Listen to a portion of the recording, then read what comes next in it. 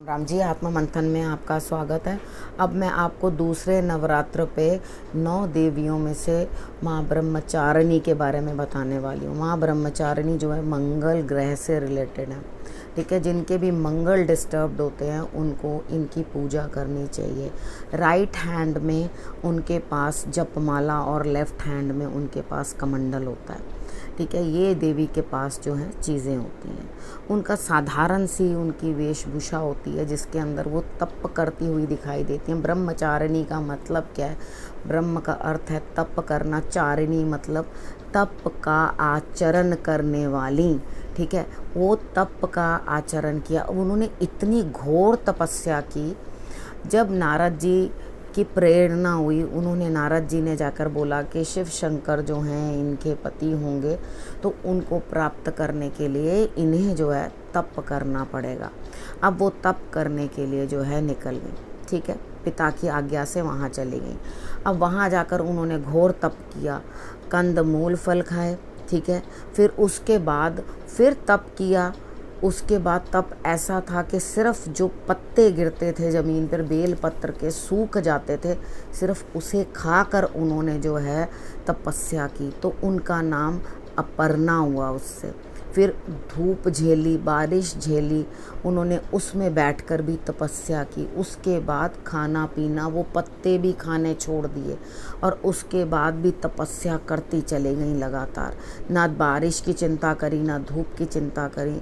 अब जब माता पिता वहाँ पर आए उनको देखने के लिए, तो उनकी हालत इतनी बुरी हो चुकी थी कि जो शरीर उनको प्राप्त हुआ था कुदरत से, वो इस तरह से जर्जर हो चुका था, यानी कि इतनी बुरी हालत हो चुकी थी कि माँ से ये चीज़ देखकर सहन नहीं हुई और देखते ही मुंह से निकला, ओ माँ ये क्या हुआ। तो इस कारण से उन्हें उमा नाम से भी जाना जाता है, ठीक है। उन्हें उमा कहकर भी, उमा देवी कहकर भी उन्हें पुकारा जाता है, ठीक है। तो ये नाम इनका पड़ गया। अब तपस्या के लिए ब्रह्मा जी की आकाशवाणी हुई कि बस बहुत तपस्या हुई, बहुत तप कर लिया, अब शिव जी चंद्रमौली के रूप में जो हैं आपको प्राप्त होंगे।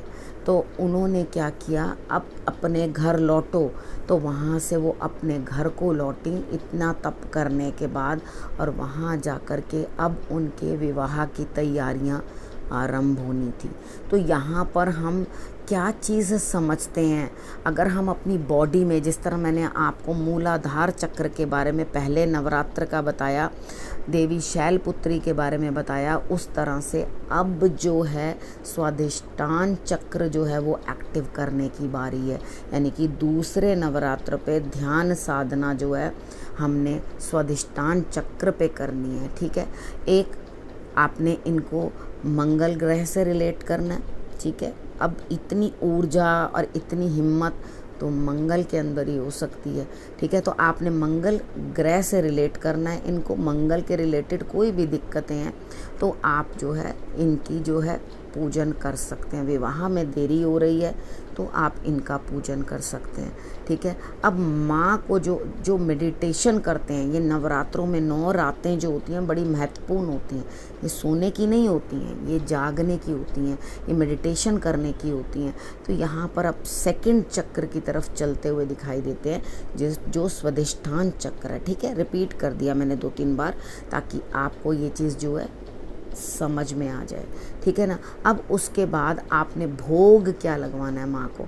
आप भोग किस चीज़ का आप लगवा सकते हैं, आप माखन और मिश्री का भोग जो है वो माँ को लगाएंगे, ठीक है। उसके बाद अगर आपको ऐसा लगता है आपकी संतान की आयु क्षीण है, कम है, या किसी के बारे में भी आपको ऐसा लगा कि आयु में जो है कमी है, तो इधर आपने गुड़ और शक्कर जो है ना, गुड़ की जो शक्कर निकलती है उसको लेकर के, शक्कर बना के या बनी बनाई शक्कर बाहर से लेके वो घी में मिलाकर आप वो माँ को भोग लगाओ, तो आपको जो बीमारियां हैं, दिक्कतें हैं, वो सब दूर होंगे। और पंचामृत बनाकर अगर आप माँ को जो है अर्पण करोगे तो आपको जो है सौभाग्य प्राप्त होगा। पंचामृत 5 चीज़ों से बनता है, वो मैं आपको बहुत बारी बता चुकी हूँ उसमें क्या क्या चीज़ें डलती हैं, ठीक है। तो यहाँ पर आपने क्या करना है, पंचामृत तैयार करके और उसको जो है माँ को भोग लगाना है। मैंने आपको चीज़ें बता दी हैं किस किस कारण से क्या क्या चीज़ें जो हैं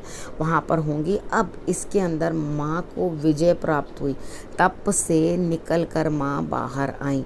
तो इस दिन विशेष कर आपने क्या करना है, मैंने एक वीडियो आपको पहले भी भेजी है, उसमें भी भोग वगैरह लिखे, ठीक है, उसके अंदर कलर्स भी लिखे हैं, सब चीज़ें लिख के दी हैं। यहाँ पे मैं आपको चक्र और ग्रह से संबंधित और उनकी छोटी सी कथा आपको सुना रही हूँ, ताकि आपको एक्चुअल मीनिंग पता चले कि इस दिन क्या करने से क्या चीज़ प्राप्त हो सकती है और माता रानी ने क्या किया।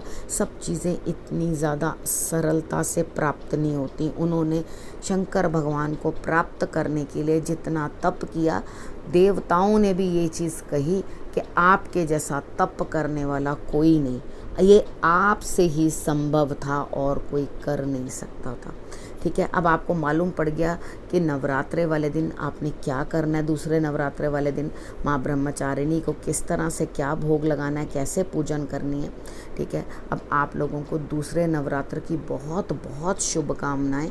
आपके पास नए विषय के साथ फिर से आती हूँ, तब तक के लिए नमस्कार।